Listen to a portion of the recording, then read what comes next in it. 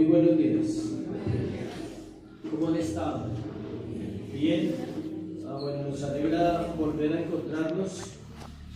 Cada semana es un privilegio poder compartir la palabra, es un privilegio poder hablar de Dios, pero también es un privilegio compartir con otros que tenemos la misma fe. Hay una reunión de hombres el día 19 y 20 mujeres, para que anoten. Dentro de 8 días ya tenemos el anuncio en diapositivas para que lo puedan observar y vayan haciendo la invitación, la convocatoria de hombres y de mujeres. También contentos por la escuela, ha sido un buen tiempo, ha habido una buena convocatoria y también ha habido buenas respuestas. En Suba están muy contentos, también hay otras personas que están virtual, porque viven en otros barrios, en otras ciudades, entonces también se está llegando a esas personas a través del internet y ha sido muy edificante ese tiempo. Entonces vamos para la clase número 4, esta semana tenemos la clase número 4. Bueno, vamos al mensaje de hoy. Acompáñenme con su Biblia al libro de Marcos, capítulo 8, versículos del 1 al 10. Le damos la bienvenida a aquellos que nos visitan hoy. Es una iglesia bíblica, está basada únicamente en las Escrituras. Como compartimos el jueves, la autoridad de la iglesia es ¿quién? La Biblia. Y los pastores se sujetan a ella y la congregación se sujeta a ella también. Cuando la Biblia deja de ser la autoridad en una iglesia, ya no es una iglesia, porque ya empezó el hombre a gobernar. Tiene que gobernar la Biblia siempre, en los principios, en lo que se predica, en lo que se enseña y en lo que se vive. Entonces acompáñenme a Marcos capítulo 8, versículo 1 al 10. En aquellos días, como había una gran multitud y no tenían qué comer, Jesús llamó a sus discípulos y les dijo: tengo compasión de la gente, porque ya hace 3 días que están conmigo y no tienen qué comer. Y si los enviare en ayunas a sus casas, se desmayarán en el camino, pues algunos de ellos han venido de lejos. Sus discípulos le respondieron: ¿de dónde podrá alguien saciar de pan a estos aquí en el desierto? Él les preguntó: ¿cuántos panes tenéis? Ellos dijeron: 7. Entonces mandó a la multitud que se recostase en tierra, y tomando los 7 panes, habiendo dado gracias, los partió y dio a sus discípulos para que los pusiesen delante, y los pusieron delante de la multitud.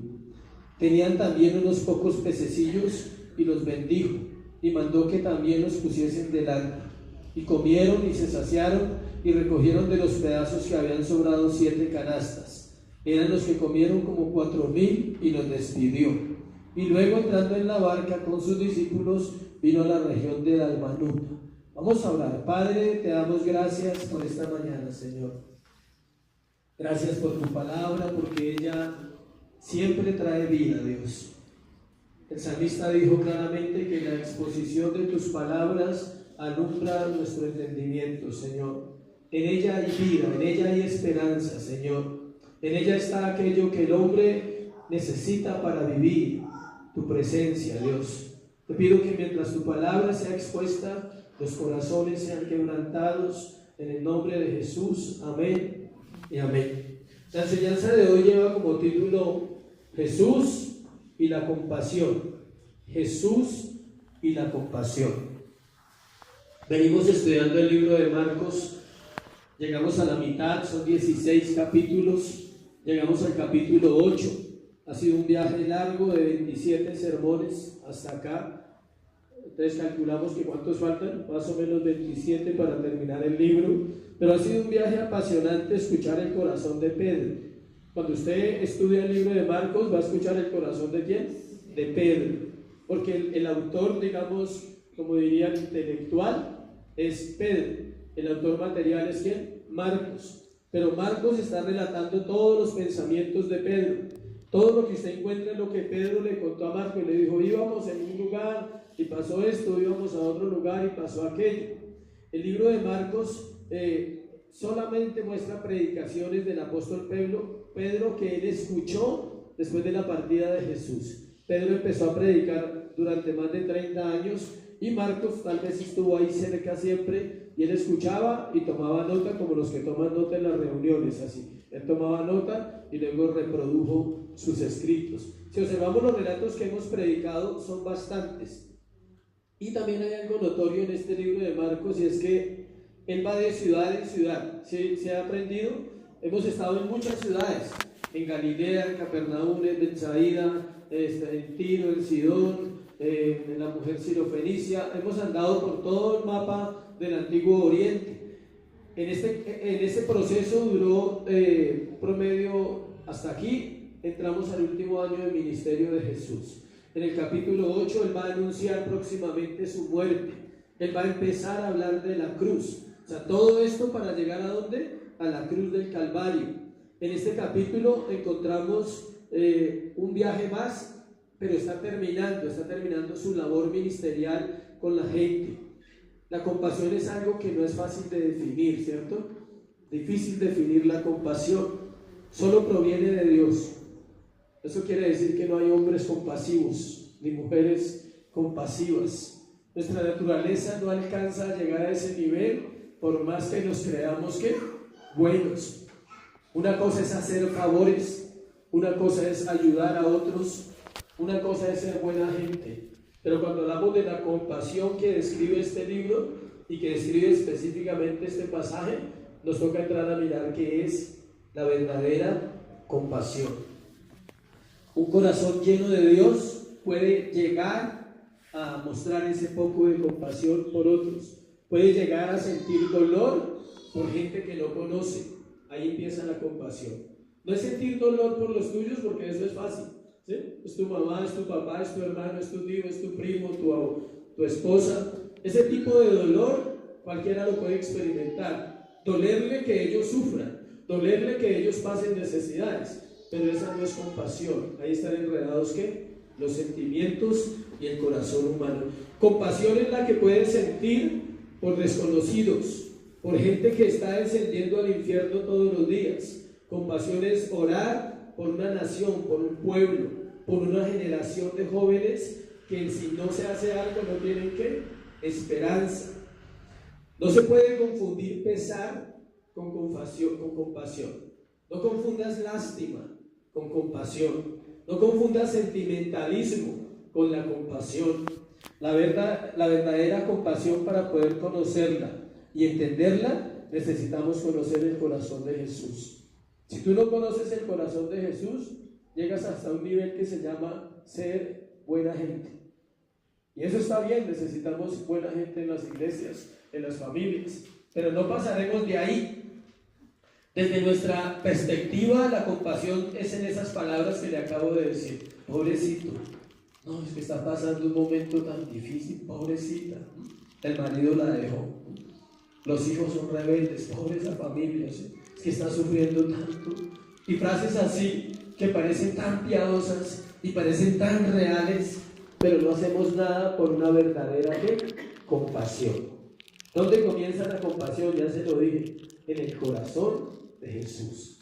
Y si lo tienes, como dice la propaganda, lo tienes, ¿sí? Y si no, pues no lo tenemos.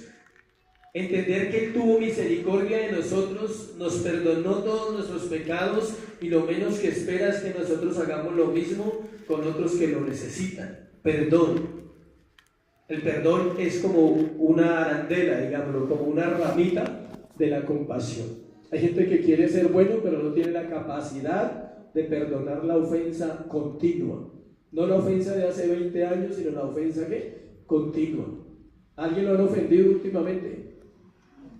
Pensé que solo a mí. ¿Sí? Todos nos ofendemos, dice. Y todos ofendemos de palabra y de obra. A veces ofendemos de palabra. No necesitamos pegarle un puño a nadie. O sea, solo las palabras dañan el corazón. Y ahí queda una alternativa. Perdón, que hace parte de la compasión. A veces nos preguntamos por qué Dios permite tantas circunstancias en nuestra vida. Y yo sé que aquí alguno está haciéndose esa pregunta esta mañana. Y alguno dirá, es que el pastor no se imagina lo que yo estoy viviendo allá dentro de mi corazón. Pero escuche, esas circunstancias normalmente no las aceptamos. Estamos divagando en pensamientos en decir, pero Dios no es tan bueno como dice la Biblia. Pero Dios es injusto. Ayer me hacían una pregunta los de SUA, que hacen unas preguntas interesantes. Y me decían, ¿qué es la justicia de Dios? Y la respuesta se la voy a volver a repetir porque es bueno que la iglesia lo sepa. ¿Qué es la justicia de Dios? Se resume en aceptar la voluntad de Dios. Él es justo. Él no hará nada contra sus hijos y contra su creación que los dañe. ¿Por qué? Porque es justo. La justicia de Dios está basada en un carácter justo. Y hay gente que dice, yo no puedo aceptar eso. No importa. Él sigue siendo ¿qué? Justo. Que la pérdida de un hijo. Hay gente que dice, yo no acepto eso. Dios es justo.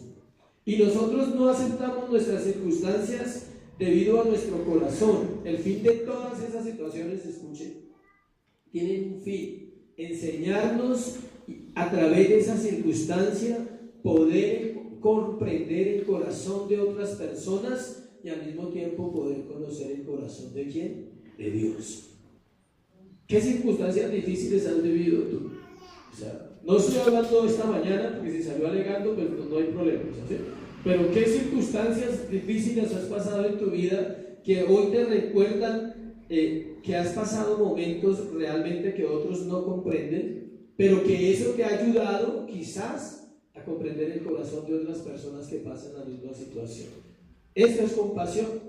Dios sabe que el hombre no va a tener compasión por sí mismo. Entonces, a través de las circunstancias, Él le enseña y le dice: es necesario que aprendas a sentir un poco de dolor, un poco de tristeza, un poco de fracaso, un poco de soledad. ¿Por qué? Porque cuando uno se denomina un creyente, la idea es compartir el evangelio con otros, el amor de Jesús a otros. Y cuando un desconsolado llegue, quizás Dios ya te consoló alguna vez a ti. Y cuando algún rebelde llegue, tú dirás: uy, yo era peor, era terrible, o sea, era más rebelde que ese que llegó. ¿Sí?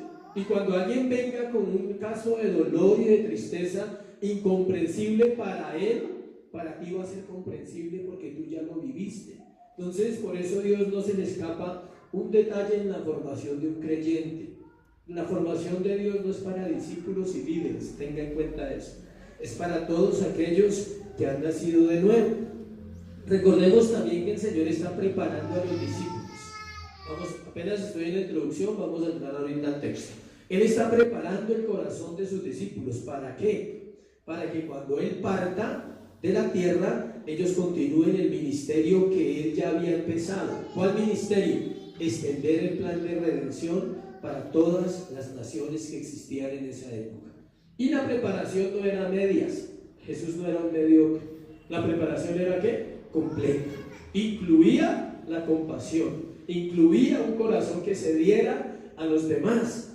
Miremos el pasaje de hoy una vez más y conozcamos más del corazón más hermoso que existe. ¿El corazón de quién? De Jesús. ¿Cuántos saben que el corazón de Él es hermoso?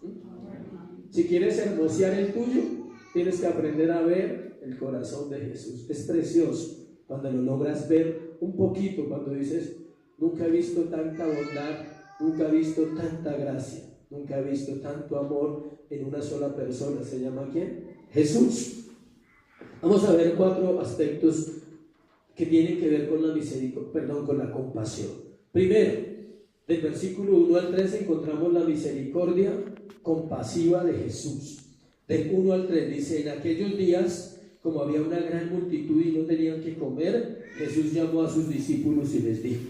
Antes aclaremos que fueron 2 milagros de alimentación a las multitudes, acuérdense, 2 milagros. Este no es el mismo que compartimos, que está en Juan capítulo 6, cuando Jesús dijo: yo soy el pan de vida. Este no es. O sea, hay 2 milagros. En 3 años Él hace 2 alimentaciones. En un lado dice que 5,000 con hombres y mujeres, solo hombres, sin contar las mujeres y los niños. Y aquí nos dice que eran 4,000. Y Mateo nos dice que no contaron las mujeres y los niños. Entonces aclaro, porque no es el mismo milagro. Sucedió cerca de la Pascua. El primer milagro de los 5,000 fue en marzo o abril. Sucedió cerca de la Pascua. La Pascua es en abril, en los principios, más exactamente el 14 de abril. Ellos al 15 de abril celebran la Pascua. Este sucedió más o menos 4 meses después. ¿Se acuerdan que en el otro sermón que hablamos de este tema decía que había hierba verde que estaban en primavera? Aquí ya no están en primavera, pero fue mucho tiempo después del otro milagro. Versículo 1. Vamos a ir texto, verso por verso. Aunque el Señor está en tierras gentiles, las multitudes le siguen. Han visto sus milagros, su poder, su autoridad sobre los demonios y saben que Él es diferente a todos. Los profetas que habían pasado nunca lograron hacer eso. O sea, la gente dice, en aquellos días como había una gran multitud y no tenían que comer, dice que Jesús llamó a sus discípulos y les dijo, Él está en tierras gentiles. El otro milagro de la alimentación fue en los judíos, fue diferente. Este fue fuera de Israel, con los gentiles. Esto nos da mucha enseñanza a nosotros. Por misericordia usted y yo estamos acá esta mañana, porque Él extendió el evangelio no solo para los judíos, sino también para nosotros. Jesús llamó a sus discípulos. Su amor y compasión lo llevaba a actuar pronto. Él no era demorado. Él llega, mira la multitud, dice que hay muchos y no tienen que comer. Entonces Jesús llama a sus discípulos. Versículo 2. Dice, tengo compasión de la gente porque ya hace 3 días que están conmigo y no tienen que comer. Les dice que tiene compasión y les dice por qué. ¿Cuántos días llevaban con el maestro? 3. La gente se cansa en 2 horas en una iglesia. ¿Sí o no? 3 días escuchando predicaciones del maestro. Obvio que era el mejor predicador. No creo que alguien se cansase de escucharlo. ¿Sí? Era vida pura transmitida a través de palabras, de señales y de milagros sobre los oyentes. Pero llevan 3 días y no tienen comida. Hablemos primero de la compasión. En varias ocasiones el Señor tuvo compasión de las personas. La palabra compasión viene de un griego que es muy difícil nombrar, no se lo puedo leer ni siquiera, pero los que les gusta averiguar, averíguenlo, son unas letras muy difíciles. Literalmente significa moverse en los intestinos a alguien. Eso es compasión. Nada que ver con pesar. Pobrecito, pero usted sigue su camino. No, es tan fuerte la compasión, moverse en los intestinos a alguien. Si usted no ha sentido eso nunca ha sentido compasión. No es algo sentimental, no es algo de pobrecito. Qué triste, qué difícil esa vida de ese señor, de esa señora, pero no hacemos nada. Para los antiguos consideraban, escuche, que en las vísceras es el lugar donde se sienten los dolores profundos. Creo que las mujeres entienden un poquito eso, ¿sí? En las vísceras, adentro se siente el dolor profundo. No sé si algún hombre ha vivido un dolor profundo, de esos que se sienten adentro, que usted dice, se me está saliendo el alma, o sea, se me está yendo toda mi vida. Cuando muere alguien, hay una sensación de esas. Cuando muere un ser querido, ese dolor allá que usted no puede calmar, que usted no puede entender, que no puede identificar, es donde se sienten emociones verdaderas, donde el dolor del ser humano está, es en el interior. Emoción desgarradora o sensación en la boca del estómago. No por hambre, ¿no? Sino sensación de angustia. ¿Alguien ha sentido una angustia en el estómago hace alguna vez? Como cuando un hijo no aparece. Algo similar así. Como cuando sabes que alguien de tu familia puede morir y tú dices, y no puedo hacer nada. Es una sensación aquí impresionante. Eso es compasión según aquí, en este libro y según ese texto que estamos leyendo. Es sufrir con el otro. Eso es lo que hacía Jesús y sigue haciendo al permitirnos acercarnos a Él hoy. La gente dice, Jesús, Dios sufre. Si es Dios, ¿por qué va a sufrir? Claro que sufre, porque él siente, Él no es un ser insensible, así como siente gozo, alegría, y además aparte de eso la Biblia dice que nos creó a imagen y semejanza de Él. Entonces Él también tiene un punto de sufrir. La diferencia es que su sufrimiento no es causado por Él mismo. ¿Sí me explico? En cambio el de nosotros sí. Nosotros sufrimos por nosotros mismos, por rebeldes, por desobedientes, por especiales, por bendiciones, o sea, por eso sufrimos. En cambio Dios no, Él no estaba sufriendo porque es que Él la embarró y Él desobedeció y rompió sus principios y rompió su palabra, ¿no? Él nunca ha sufrido por eso. Él sufre en una compasión que se identifica con el corazón del ser humano. Dios se revela a lo largo de la Biblia como el Dios misericordioso. Vamos a mirar varios textos para entender un poco más de la compasión de Dios. Éxodo capítulo 34, versículo 6. Éxodo 34, 6. Dice: y pasando Jehová por delante de él, proclamó: Jehová, Jehová, fuerte, misericordioso y piadoso, tardo para la ira y grande en misericordia y verdad. Su compasión es tan grande que él retarda la ira sobre el ser humano. Él dice: ese es un pecador empedernido, pero yo soy tardo para la ira con esa persona y soy grande ¿en qué? En misericordia. El apóstol Pedro nos lo dice de otra manera, dice que algunos tienen por tardanza las promesas de Dios. Dice: no entendiendo que Dios no retrasa sus promesas, sino que está esperando a que todos procedamos ¿a qué? Al arrepentimiento. Cuando veas una vida que no puede y que no quiere, solo piensa en la misericordia de Dios. De Señor, aquí solo queda una cosa: pegarme a tu altar y decirte: Señor, ten misericordia de esta vida porque definitivamente no quiere. Y Él puede hacerlo. No lo va a hacer a nuestra manera, pero su compasión se extiende al corazón de nosotros y puede llegar a tocar esa vida. Deuteronomio 4:31. Deuteronomio 4:31. Y tú, quédate aquí conmigo y te diré todos los mandamientos y estatutos y los decretos que le enseñarás. No, estoy mal, estoy en el 5, perdón. 4:31. Porque Dios misericordioso es, Jehová tu Dios, no te dejará ni te destruirá ni se olvidará del pacto que les juró a tus padres. Hay una promesa de Dios para sus hijos que dice que Él nunca se va a olvidar de lo que ha prometido. Y en los momentos de dificultad, en los momentos en que hay una necesidad, su compasión vendrá sobre nuestra vida. Salmo 103, versículo 8. Salmo 103, versículo 8. Dice: misericordioso y clemente es Jehová. Vuelve y repite ahí: lento para la ira y grande en misericordia. ¿Quién escribió de quién? David escribió de Moisés. Es el mismo verso de Deuteronomio, pero lo escribió David porque David leía la Biblia. ¿Sí sabía? David leía la Biblia porque era un buen creyente. Los buenos creyentes leen la Biblia y aprenden. 111, versículo 4.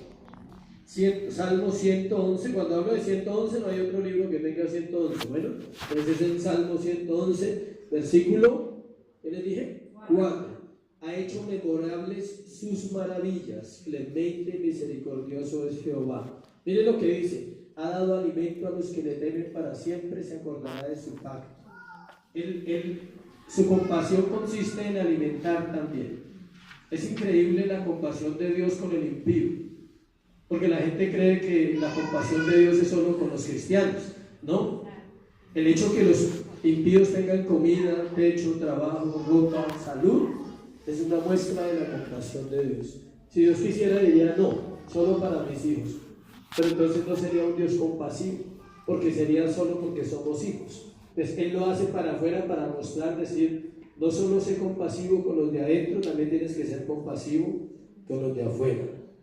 Si no fuera por esa compasión que Dios tiene por su creación, no estaríamos aquí. Lamentaciones 3:22, el libro de Jeremías. Lamentaciones es un libro que escribió Jeremías, capítulo 3, versículo 22. Este es un verso muy bonito.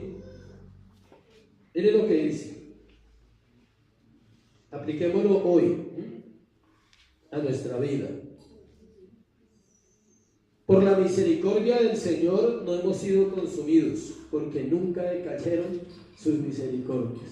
O sea, usted está sentado o sentada en este lugar por eso, porque Él nunca ha dejado de ser misericordioso. Si Él un día tomara la lista de los pecados, diría: este no alcanza, este tampoco y este tampoco. Usted no habría reunión desde el pastor en adelante.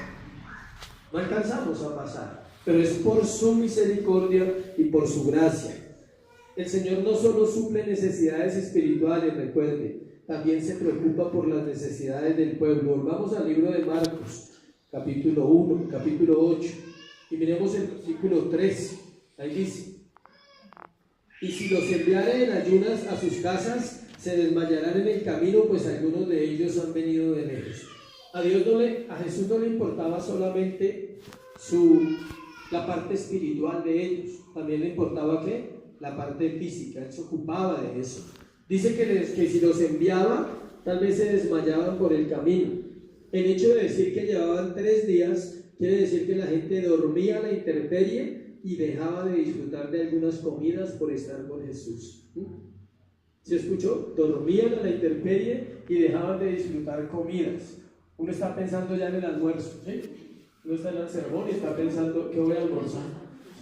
No, o sea, ellos estaban concentrados en lo que estaban recibiendo. El contraste con hoy es que se llega tarde a los servicios, es que esperamos que se acabe rápido, es que hacemos cuentas del tiempo y del dinero que invertimos en la iglesia. No, esta semana he invertido ya 6 horas en la iglesia, eso es como mucho. Ellos invirtieron 3 días, no comían, dormían a la intemperie porque estaban escuchando constantemente algo que nunca volverían a escuchar, a Jesús en vivo y en directo. Hacemos cuenta de todas esas cosas. La falta de misericordia, ¿sabe dónde comienza? En casa. Ahí comienza la falta de misericordia, porque levantamos tiranos desde niños, y los tiranos siempre serán ¿qué? Tiranos. Los niños que se educan mal serán tiranos. El mal concepto de la educación de los hijos ha hecho que el mundo no tenga compasión, que los jóvenes vean lo que vean y ya no ayuden a nadie y no quieran servirle a otras personas. El problema de esta sociedad es que es muy joven, de esta generación que hay en la tierra. El 70% son menores de 30 años, máximo 35 años de la generación actual que hay en este momento en la tierra. ¿Dónde está la fuerza? En ellos, porque son jóvenes. ¿Dónde está el vigor? En ellos. Pero no está Dios, que es lo más importante. Entonces la fuerza y el vigor son utilizados para el pecado, para el mundo, para separarse de Dios y no para acercarse a Dios. Y la falta de misericordia comienza cuando los hijos mandan en casa, cuando los hijos gobiernan la relación de la pareja, cuando los hijos gobiernan la vida económica de las parejas, cuando los hijos gobiernan todo lo que es un hogar, porque en la casa se hace lo que el niño diga. Ese es el problema. Y eso va a generar una generación, valga la redundancia, más dura de corazón, porque el día que los padres quieren exigir, los pueden sacar de la casa. Se va viejo y punto. No hay nada que hacer, porque ya son grandes, porque ya no tienen temor de Dios y porque la compasión no se trabajó en el corazón de ellos. ¿Desde cuándo? Desde niños. Encontramos tanto hombres como mujeres que su egoísmo les permite relacionarse correctamente con los demás. ¿Y de dónde viene eso? Del hogar. ¿Por qué los jóvenes fracasan en los sentimientos? Porque nunca hubo una escuela de decirle a los chicos: hija, un día vas a crecer y lo único que los hombres van a desear es dormir contigo. ¿Sí saben eso, mamás y chicas? Eso. ¿Quién tiene esa tarea de hacerlo? La mamá. O el papá, si no está la mamá. ¿Sí? No es decirle, tenga todo lo que quiere. ¿Sí? ¿Cuánto necesita? ¿Para dónde va? ¿Qué quiere que haga? ¿A dónde la llevo y a dónde la pongo? ¿Sí? Y es decirle, los hombres siempre van a pensar con algo que no tienen en el cerebro. ¿Sí? Siempre van a pensar con la misma situación.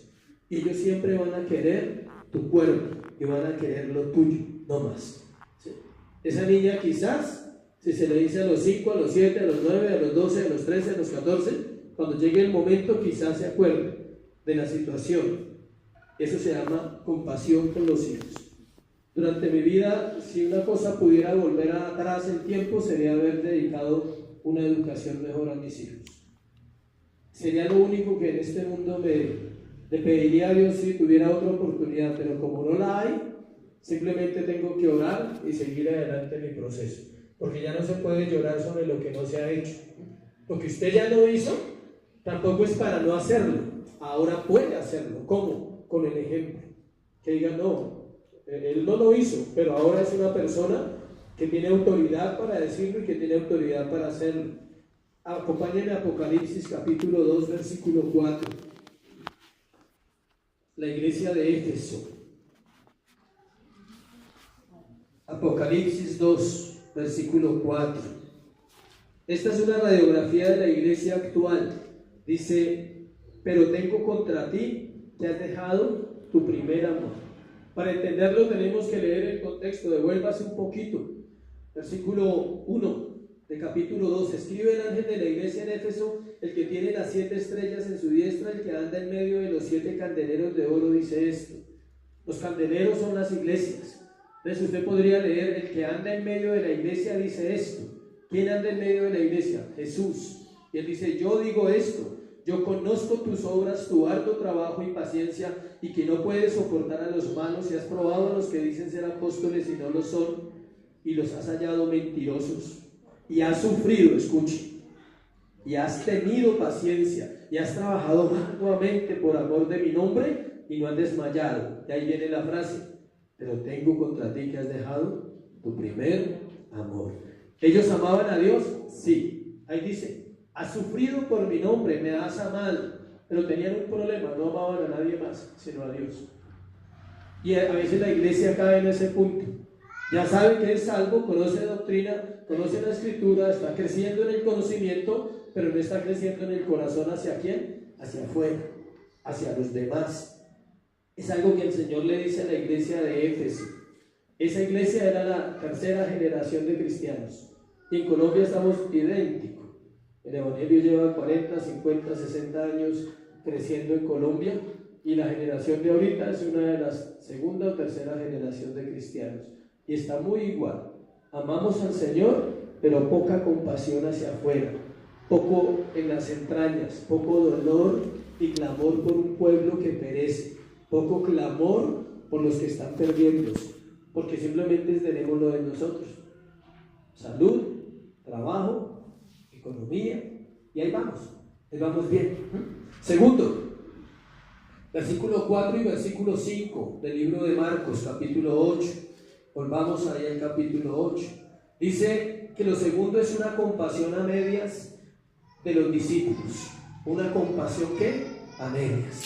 Encontramos casi la misma escena del milagro anterior, ¿se acuerdan? Ellos ya habían visto lo que había pasado, pero es de entender que no se atrevían a decirle al Señor, tú puedes hacer el milagro. Volvamos al diálogo. Sus discípulos le respondieron, ¿de dónde podrá alguien sacar pan a estos aquí en el desierto, saciar de pan a estos aquí en el desierto? Ya habían vivido una escena idéntica en el milagro anterior, y ellos ya sabían que Él era Dios. Ellos ya llevaban 2 años largos con Él, pero ellos no se atreverían a decirle, pues ¿para qué nos pregunta si usted va a hacer pan? O sea, ¿sí? Imagínense, pues ser irreverente de los discípulos, que ellos dijeran, no, pues digámosle que haga pan, Él es Dios. Es más, yo creo que Él no va a salir con esa pregunta y más tarde va a hacer pan. Ellos ya habían vivido esa escena. Es como cuando usted ya ha vivido algo y le han dicho y sigue lo mismo. Exactamente igual, es igualito. La batalla de los discípulos no era si Jesús haría el milagro. Ellos no tenían batalla con eso. O no era saber que esas personas eran gentiles. Acuérdense que los judíos tenían problemas ¿con quién? Con los gentiles. Y los discípulos eran ¿qué? Judíos.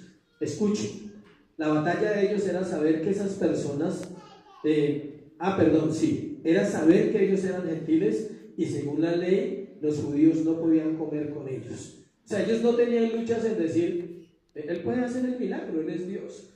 Él no tenía problema en que la gente tuviera hambre, decían, pobrecitos, tienen hambre. Pero sí había una batalla con que fueran ¿qué? Gentiles. A veces, escuchen, a veces el Evangelio se vuelve algo se selecciona. A este sí, a este no. Siempre he puesto un ejemplo, y lo escuché hace muchos años, que uno va en el bus y de pronto oró esa mañana y usted siente en su corazón como el deseo de compartirle a alguien la palabra, porque usted es un buen hijo de Dios y está en el Espíritu en ese momento, y usted mira de lado y le ve sacar el puño y usted se desanima. Usted ve a la persona que va al lado y usted evalúa por la cara, dice, tiene cara de bravo, o sea, no le digas. Eso suele pasar, ¿no? Y nos reservamos entonces si no compartimos la palabra. ¿Cómo es que dice mi esposa? La teoría ¿qué? Peligrosista. El derecho se llama así. Ella dice que yo uso mucho esa teoría en la calle. La teoría peligrosista, que ya no se usa. Es una teoría donde se evalúa a la gente por la cara. Sí, en serio. En la cárcel era así. Hace 20 años, cuando usted llegaba a la cárcel, a usted entraba a un sitio, 50, 80 hombres, y allá al frente había un psicólogo, un terapeuta, un trabajador social, un comandante de la guardia, un abogado, 6 o 8 personas con títulos diferentes, sociólogos, psicólogos, supuestamente pues que conocían al ser humano. Entonces ustedes lo paraban aquí detrás de una reja y le decían ponga las manos atrás, y usted ponía las manos ahí y levante la cara, y no miraba, y ellos empezaban a escribir cosas en unas hojitas, y de acuerdo a lo que escribían decían para qué patio iba. Imagínense a dónde mandaban a los que tenían mala cara, al peor sitio. El que llevaba una cicatriz ya sabía para dónde iba. Y hay gente que no tiene mala cara y es malosa. Es terrible eso. De hecho, los psicópatas y los sociópatas no tienen muchos mal aspecto. Son peores que los criminales que, tristemente, por su deterioro físico, uno piensa que son los más malos. Entonces, esa teoría, los discípulos tenían esa teoría con los gentiles. Ellos decían, esos son impuros, esos son paganos. Entonces, ellos les preocupaba, era más eso. Entonces, su compasión era mediocre, por eso se llama una compasión, ¿qué? A medias de los discípulos. Hay versículos tan exactos para ayudarnos a entender la posición que debemos tener ante Dios y ante los demás. Escuche estos dos versículos. Los he usado muchos años.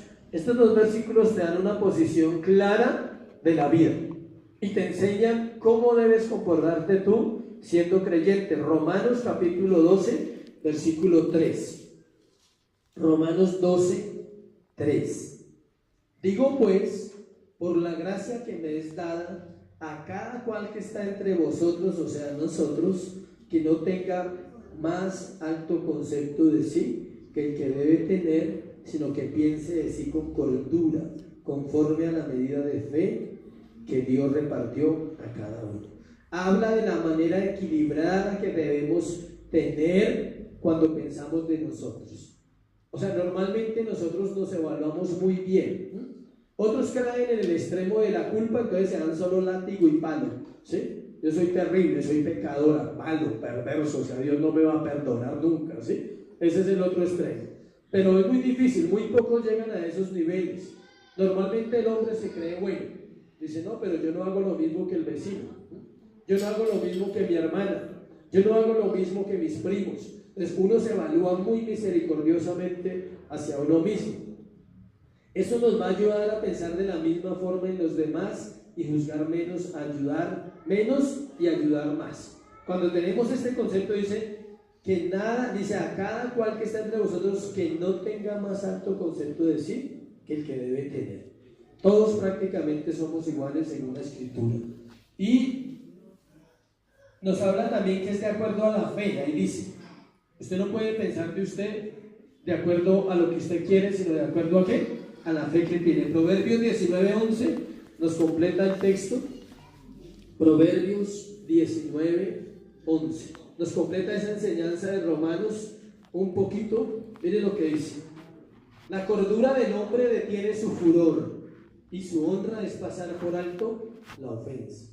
La cordura del hombre. ¿Cuándo se es cuerdo? Cuando usted se evalúa sabiamente a sí mismo y sabe que no puede recibir más de lo que usted merece, pero tampoco va a recibir menos. Es una justa medida. El otro versículo es Filipenses capítulo 2, versículo 3. Le dije que eran dos textos. El de Proverbios es para apoyar el de Romanos. Entonces Gálatas, Efesios y Filipenses capítulo 2, versículo 3. Dice: nada hagáis por contienda o por vanagloria, antes bien con humildad, estimando cada uno a los demás como superiores a él mismo, no mirando cada uno por lo suyo propio, sino cada cual también por lo de los otros.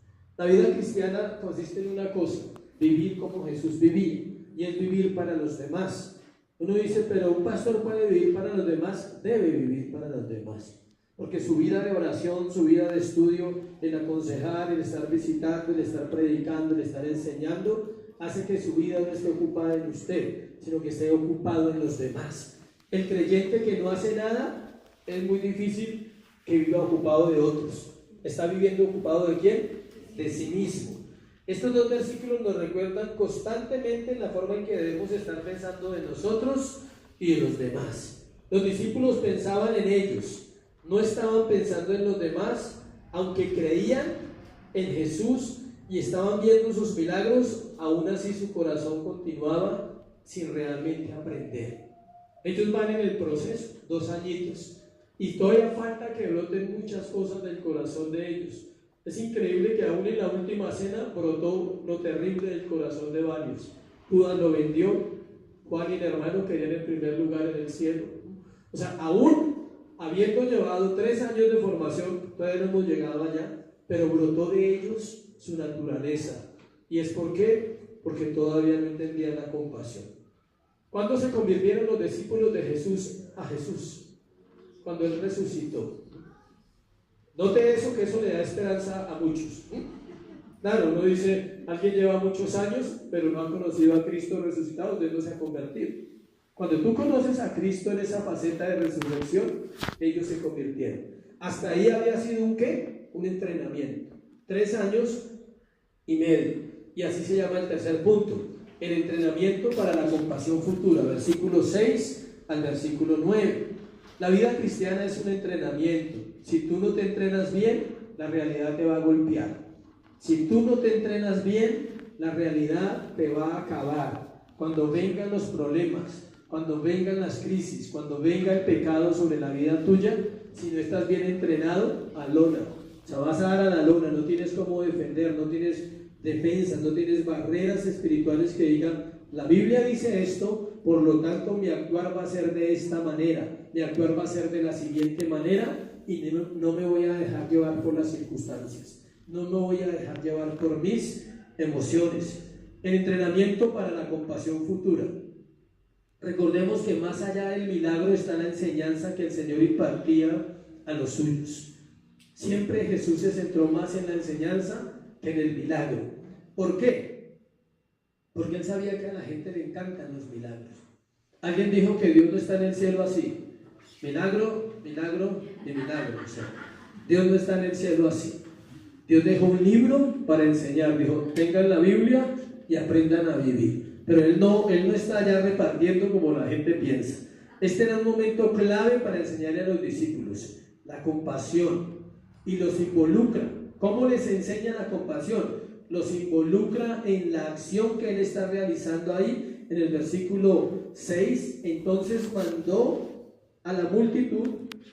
En el versículo 6 dice, entonces mandó a la multitud que se recostase en tierra, y tomando los 7 panes, habiendo dado gracia, los partió y dio a sus discípulos para que los pusiesen delante, y los pusiesen delante de la multitud. Él les enseña haciendo. Él dice, mire, les voy a mostrar una forma de tener compasión. Ustedes son los que van a ir a repartir los panes. Más adelante ellos repartirían el mensaje de salvación a todo el mundo existente.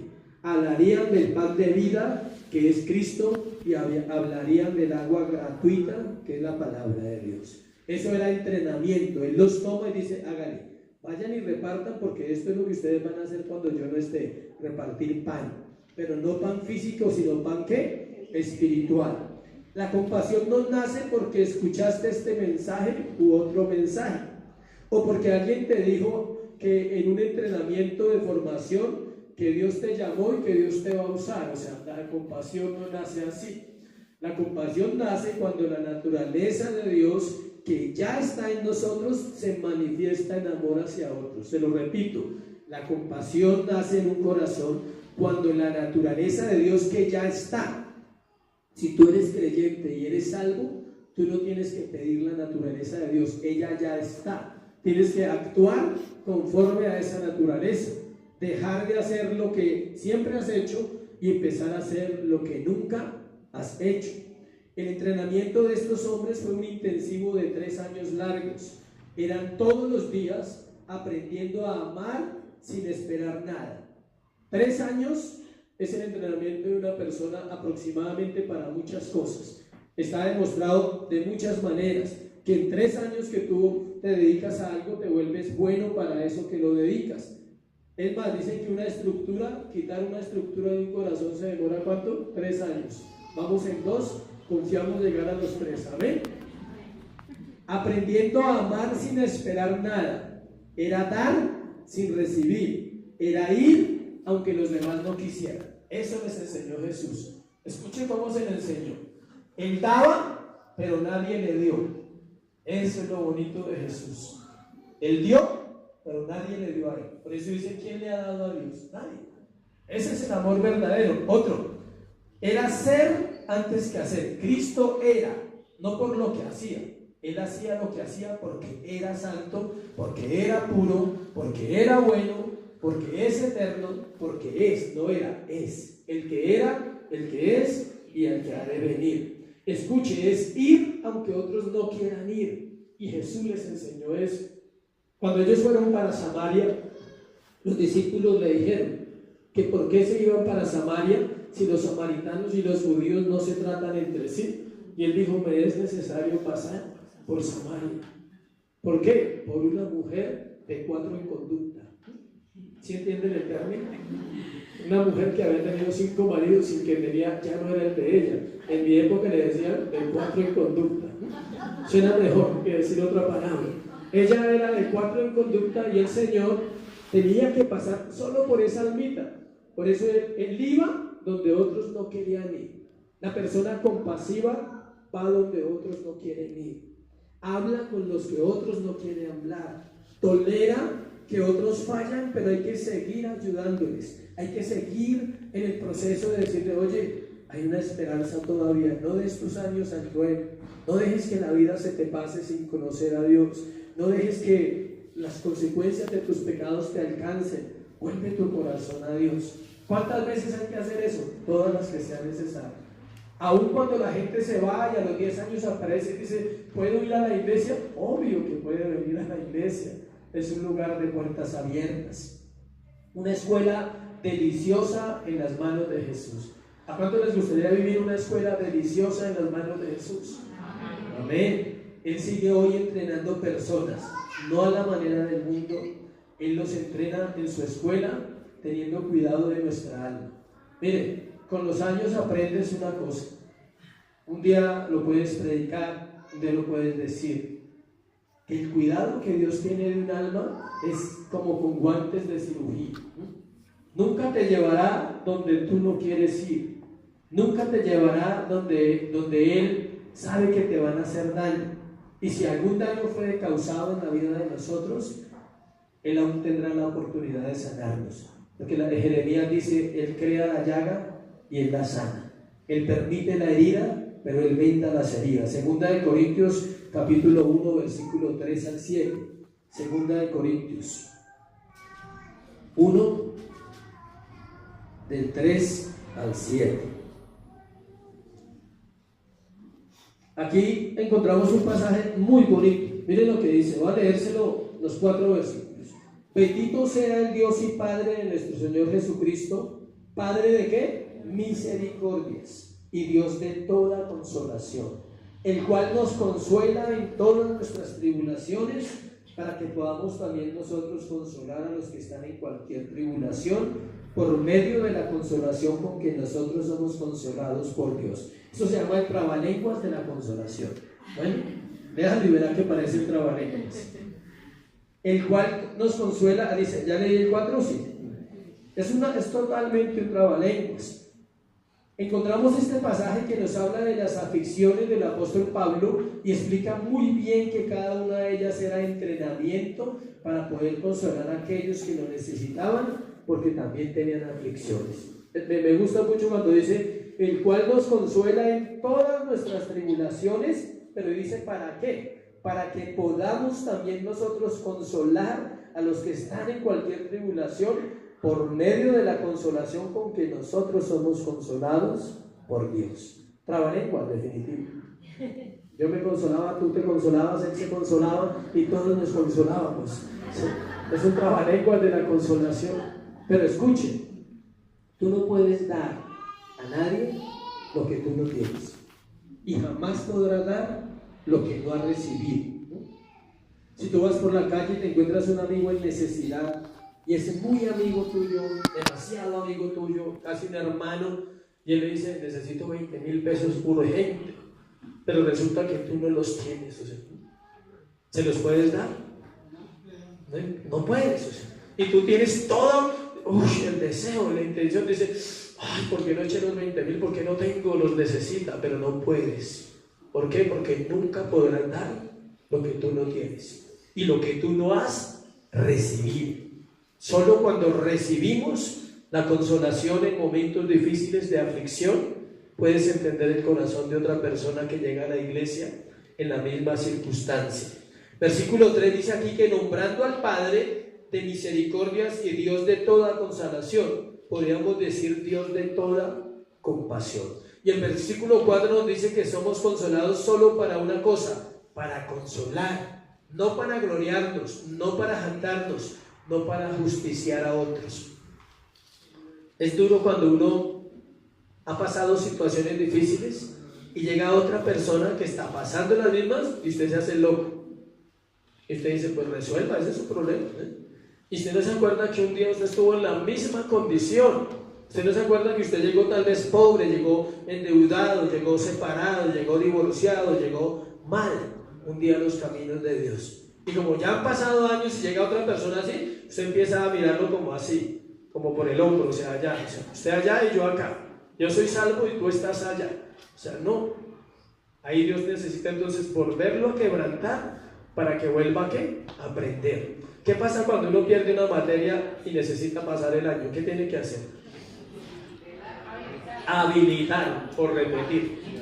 Entonces a algunos les toca repetir materia de compasión. Amén.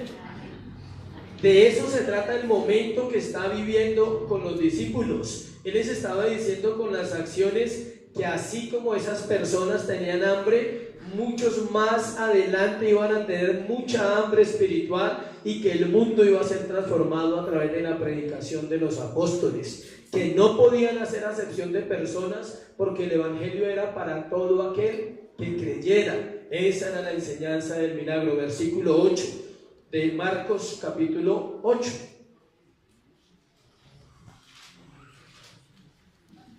Y comieron y se saciaron y recogieron de los pedazos que habían sobrado 7 canastas. Comieron y se saciaron. Esto ilustra una vida suplida por Dios. No hay nada en este mundo, escuche, que pueda llenar el corazón del ser humano, solo el alimento que viene de parte de Dios. Nada más en esta tierra puede llenar el corazón humano. Cuando un corazón está saciado, puede compartir de lo que ya ha recibido y ser bendición para otros. Es tan difícil poder ayudar sin un corazón restaurado. Aunque haya buenas intenciones y deseos, nunca nos alcanzará. Por eso una oración que yo le pido a Dios y que hago y que le digo a usted que la haga constantemente, ore por un corazón sano. Dígale a Dios, dame un corazón perdonador, dame un corazón que no viva del pasado, dame un corazón que no se encierre en la tristeza y en el fracaso de las cosas que ya no puedo resolver. Sáname para poder ayudar a restaurar a otros. Cuarto y último, enseñanzas que van preparando un corazón. Versículos del 8 al 10. Perdón, versículo 10. Versículo 10, sí. Y luego entrando en la barca con sus discípulos vino a la región de Dalmanuta. Ahora emprenden el viaje de regreso. Quedamos ahí hoy. Emprenden el viaje de regreso de una gira misionera en tantas ciudades del extranjero, y ahora el Señor dice que luego entrando en la barca con sus discípulos se fue para esta ciudad llamada Dalmanuta. Iban para Galilea otra vez. Este último tiempo que habían vivido con Jesús había sido una experiencia espectacular para los discípulos. Nos habla de una ciudad que se llama Dalmanuta. Indica que el destino en Mateo capítulo 15, 39 dice que era Magdala, y Magdala es la ciudad donde era María Magdalena, dice que de la cual habían echado fuera 7 demonios. Entonces no hay contradicción en los dos autores. Marcos dice que se llamaba Dalmanuta y Mateo dice que se llamaba Magdala en el relato, pero las dos están juntas o están en la misma región. Por lo menos 4 enseñanzas claves que recibieron los discípulos en la gira que había durado varios meses. Vamos a cerrar con la ¿qué aprendieron ellos en estos mesecitos que estuvieron andando con Jesús? ¿Y qué has aprendido tú en el caminar con Dios? Primero, fueron expuestos a la persona divina de Jesús.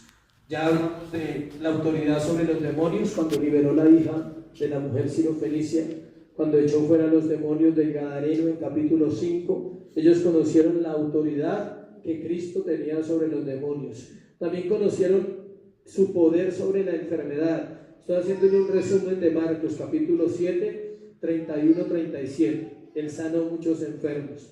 También conocieron su poder creador. Aquí lo están conociendo. Él creó pan de la nada. Él creó peces de la nada. Es su poder creador. Por eso Él puede crear un corazón bueno de la nada. En nosotros no hay ningún material que le sirva a Dios. Tiene que crear todo ¿qué? Nuevo. ¿Vieron cómo todo tipo de personas con diferentes males, sordos, ciegos, mudos, endemoniados, paralíticos, leprosos y muertos, podían ser restaurados? Tremenda escuela, ¿sí o no? Caminar ahí y ver todas esas cosas. Por eso y mucho más, ellos concluyeron que solo Dios podía realizar esas obras y que estaban caminando con Dios en vivo y en directo. Segundo, aprendieron que la máxima prioridad en la vida es la adoración a Dios. Ellos aprendieron eso en ese caminar.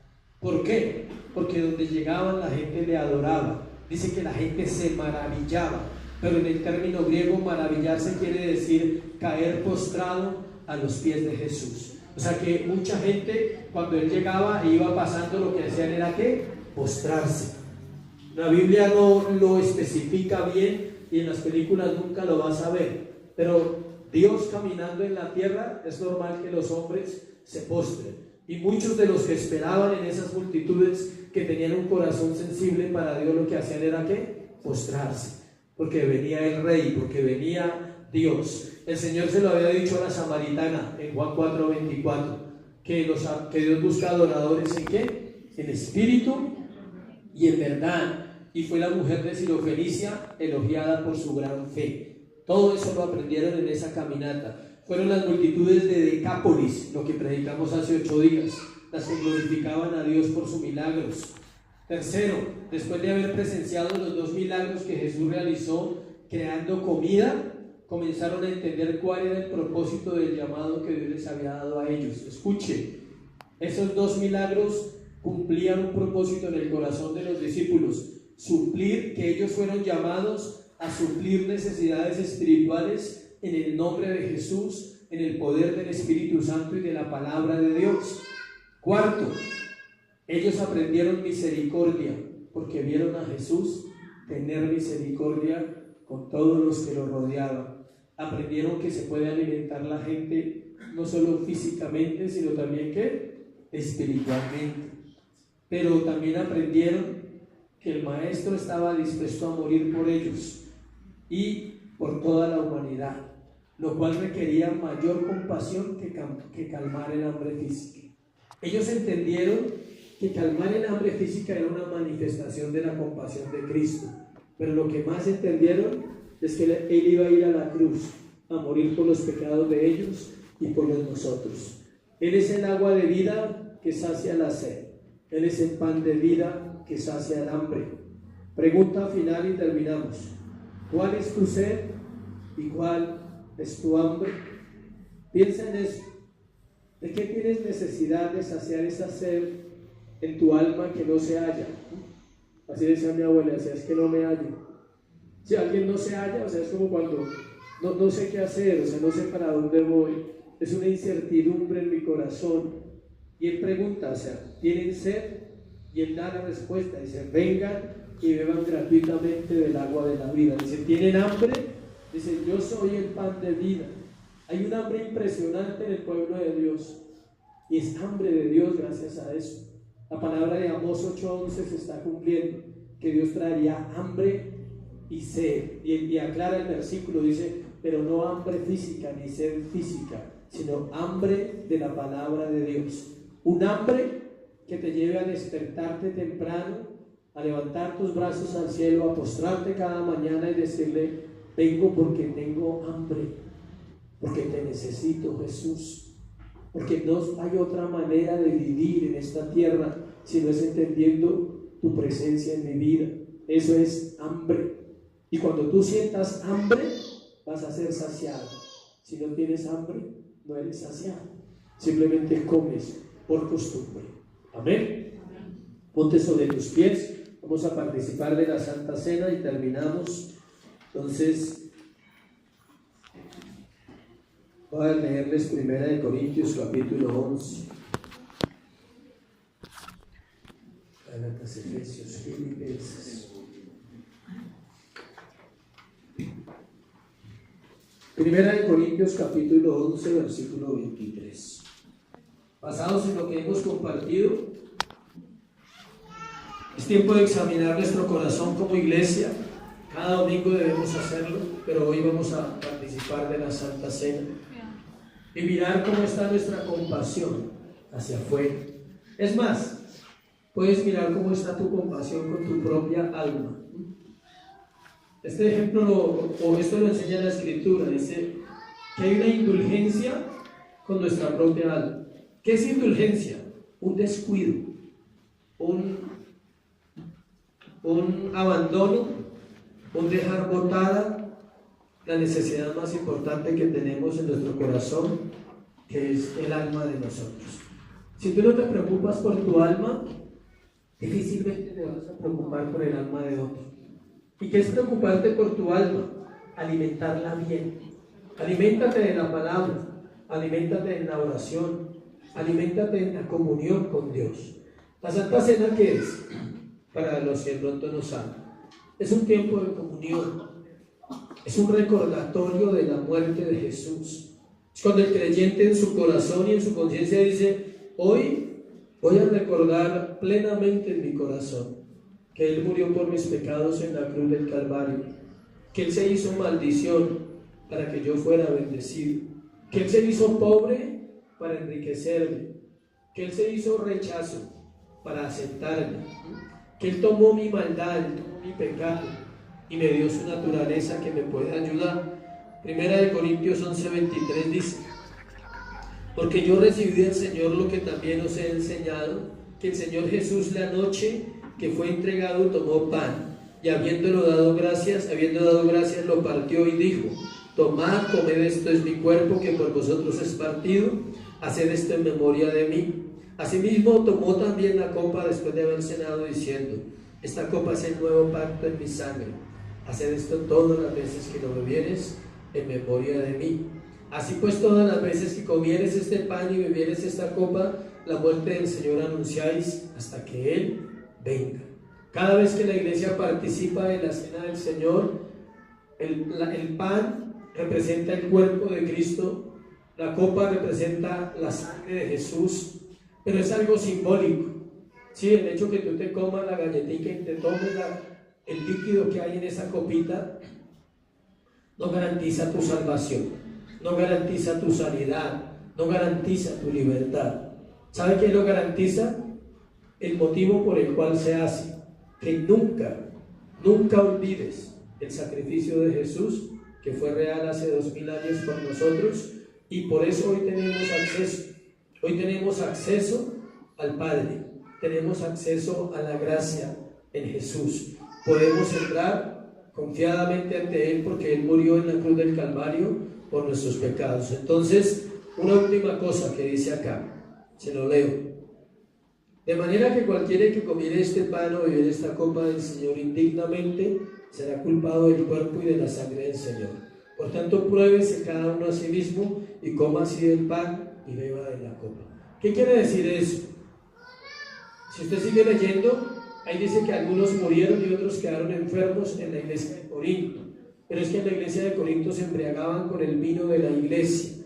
Es por eso una advertencia. Pero no quiere decir que no tengamos que examinarnos. Participar de la Santa Cena es revisar mi corazón, si hay pecado consentido, si hay pecados que yo estoy permitiendo, arrepentirme. No como algunos piensan, no cenar. Si tú vives una vida de pecado y no cenas, estás diciendo: yo voy a seguir viviendo como se me da la gana, y punto. Eso es. Porque hay iglesias que dicen: no, ese no puede cenar, ese tampoco. No funciona así. La idea no es que la gente no cene, la idea es que la gente venga al arrepentimiento genuino con Dios y diga: yo reconozco que estoy pecando y necesito ser perdonado este día, y reconozco tu sacrificio en la cruz del Calvario. Amén.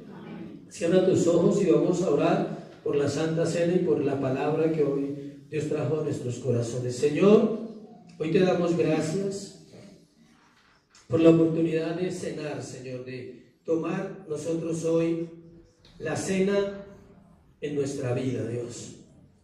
Recuérdanos, Señor, en esta misma hora tu sacrificio. Saber que en la cruz tú tomaste mi pecado y mi maldad, Señor, me da derecho a estar hoy de pie y poder participar de la cena. Perdóname, limpia mis pecados, Señor.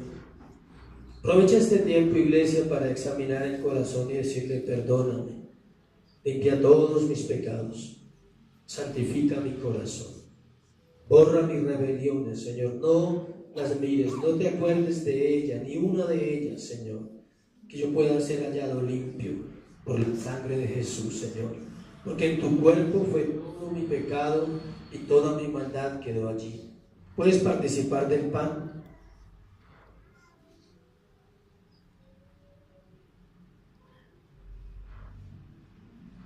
Asimismo dice que tomó la copa y le dijo a sus discípulos que cada vez que tomaran de ella anunciarían la muerte de Jesús, y que por su sangre sabemos que nosotros somos limpios de todo pecado. Tú nos perdonaste, pero no solo nos perdonaste, también nos limpiaste para que tengamos santidad en nuestros corazones. Puedes participar de la copa. Cierra tus ojos. Piensa en Jesús un momento más y habla con Él. Vienes a la iglesia a hablar con Él.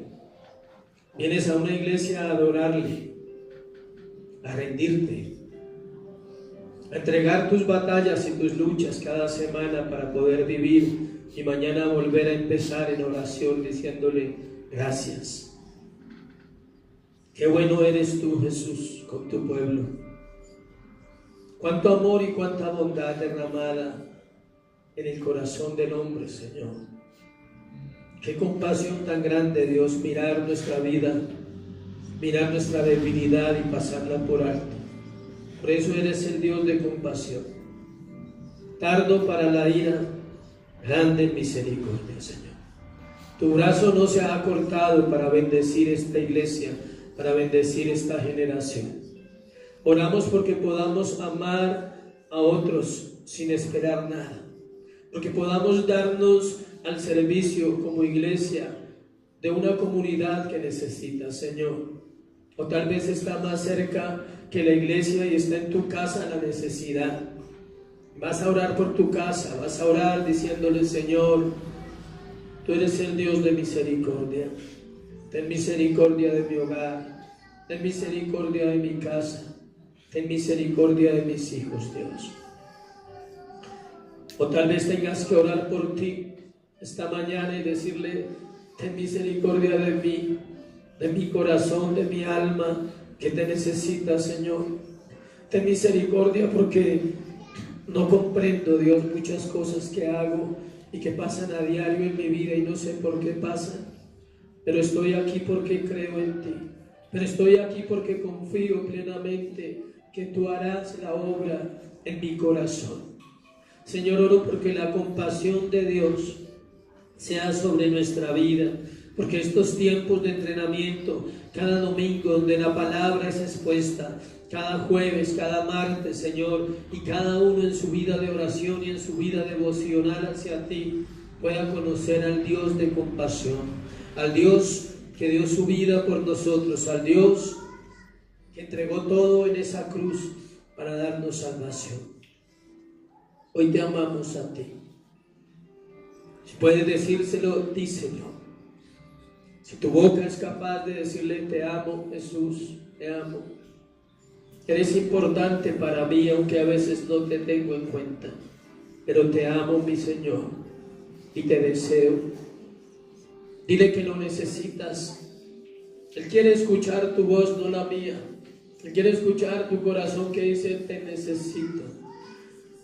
No como El Salvador, porque quizás ahí te tengo, Señor. Te necesito en mi comunión diaria para amar, para perdonar, para ser lo que tú dices que debo ser, Señor. Hoy te doy gracias por tu palabra, Señor, y por este tiempo. Te pido, bendice tu iglesia.